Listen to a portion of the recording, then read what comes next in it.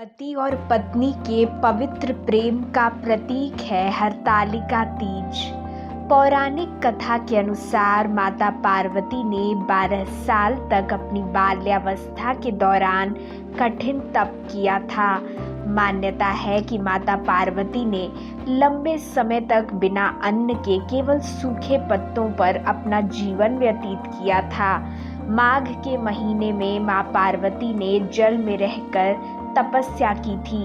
वैशाख महीने की तपती गर्मी में उन्होंने महादेव को पाने के लिए अपने शरीर को पंचाग्नि में तपाया था।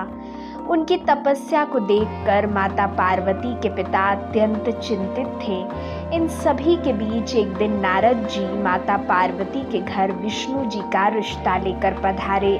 नारद जी का कहना था कि विष्णु जी माता पार्वती के कठोर तपस्या से अत्यंत प्रसन्न हैं और उनसे विवाह करना चाहते हैं।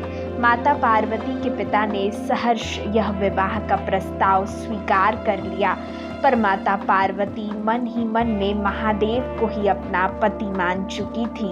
माता पार्वती का मन अत्यंत व्यथित हो गया और वह तपस्या करने के लिए निकल पड़ी। बारात दरवाजे पर आने को थी और यह सब देखकर माता पार्वती के पिता विचलित हो गए। वह नदी के तट पर एक गुफा में महादेव की आराधना में पूरी तरह से तल्लीन हो गई थी।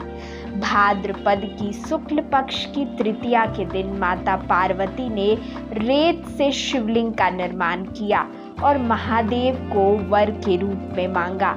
उनकी कठोर तपस्या से महादेव प्रसन्न होकर उनके सामने प्रकट हो जाते हैं।